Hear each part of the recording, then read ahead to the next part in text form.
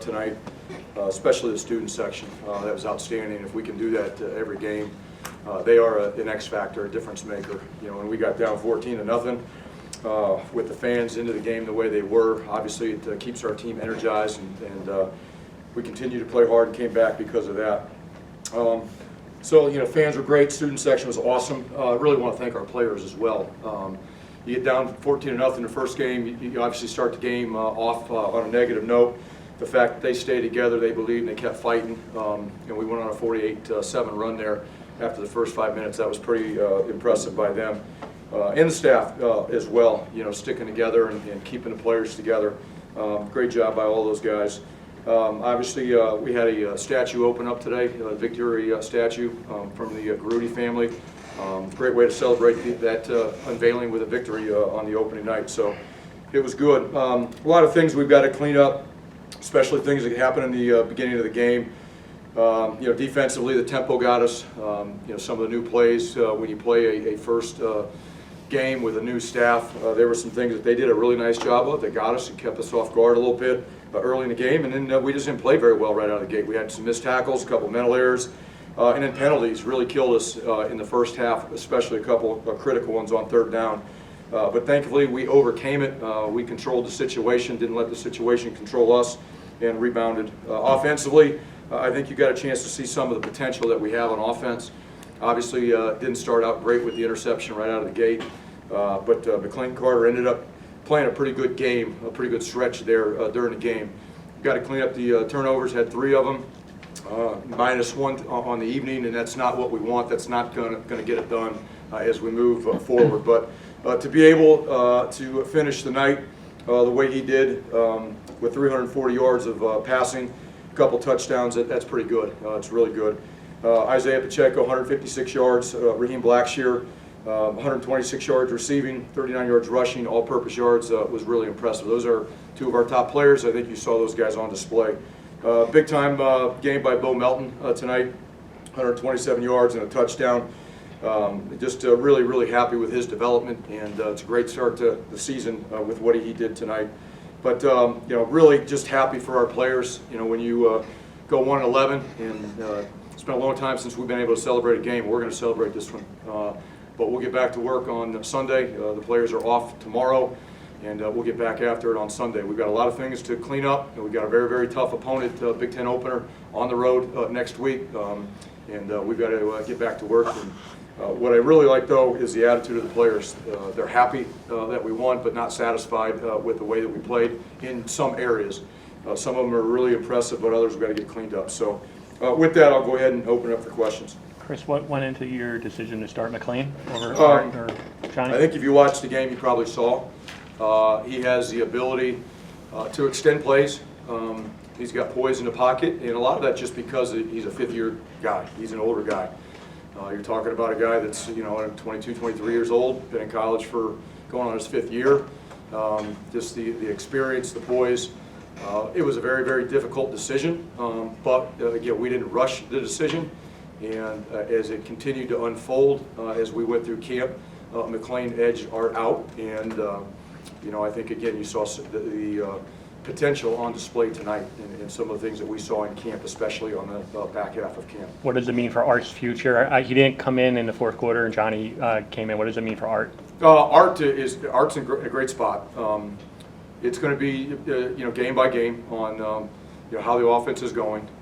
Obviously, the question would be, in a best case scenario, would we be able to redshirt Art?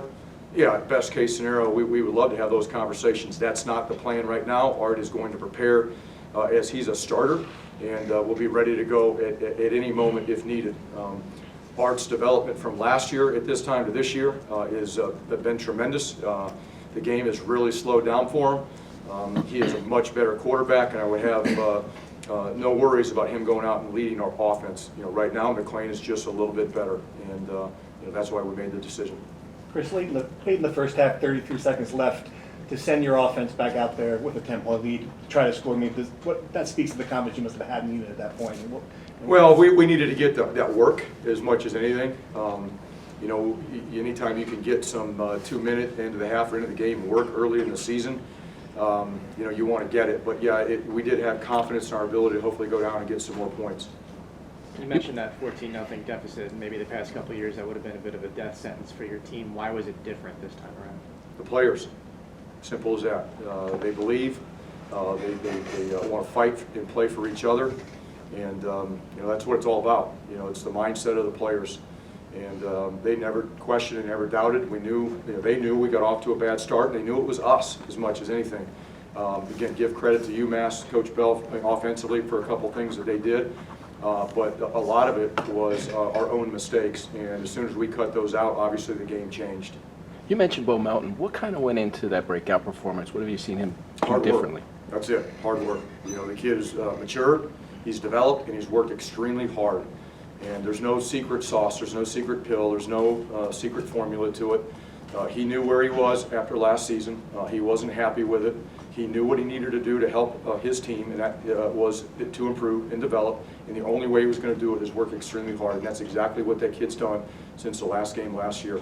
He started right away, you know, that week after we played Michigan State, getting back in the weight room, getting back out, running routes, working on his skills, and really, really pleased and happy the way he started the season. Now he's got to continue this. It can't be a one-game deal. He's got to continue this, and we've got to get big plays out of him. But it's because of his hard work. Defense, I think you flagged for 4 personal fouls. The 5th was offsetting. Is that a concern for you? They were aggressive penalties that you don't want, but they were aggressive penalties that we can't have as well. We just have to make better decisions. You know, when you're out on a game, in a game, there's a lot of talking back and forth. There's a lot of pushing and shoving. What happens is always the last guy that does it is the guy that gets caught, and we've got to make better decisions.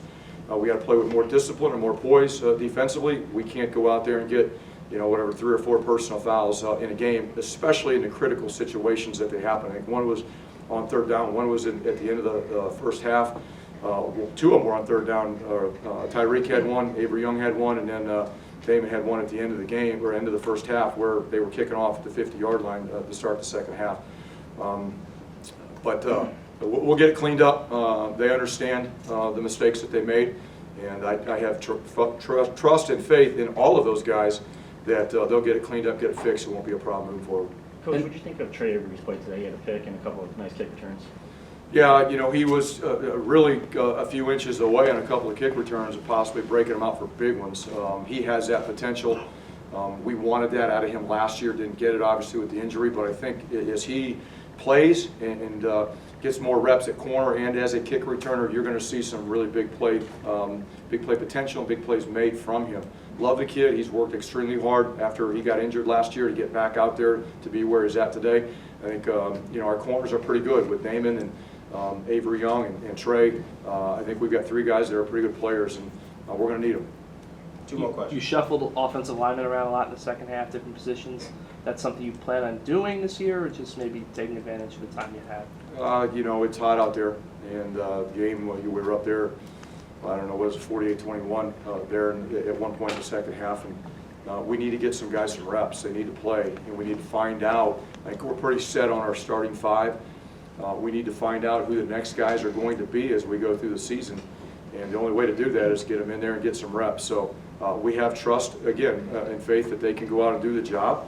But until they do it, you know, there's some unknowns there. So that's all it is they need to work, and we need to see who can do it on game day. Final question? The big runs for Pacheco. I mean, you talked a little bit about him before, but just you know, what was the why was he so successful? A combination of things: blocking by the O-line and tight ends and wideouts, and just him being a hard runner, tough runner. You know, he runs behind his pads, and he's got that gear to take it to the end zone and take it the distance when he sees a hole. But it's a combination of everybody working together. And you know, you talk about the pass game. Why was it better? Because all 11 guys worked together in those situations better tonight than what we would have, you know, last year. Thanks, Coach. You had one more. So you had a freshman making his first start at left tackle, and the offensive line opened it up for 200 rushing yards and only gave up 1 sack. Would you say that was one of the better units tonight? Yeah, without watching the film, it felt like they played pretty well. You know, you can't rush the ball like this and throw the ball like that. without the offensive line playing fairly decent. So, we'll watch the film, but it just felt good, from the sideline. I think Raekwon O'Neal played a really good game at left tackle as a first-time starter, and I'm excited to watch the film and see what he did. But nobody was perfect, I can tell you that. We would have been scoring a lot more points. But I thought it was a very good start to the season. Thank you. All right, guys, thank you.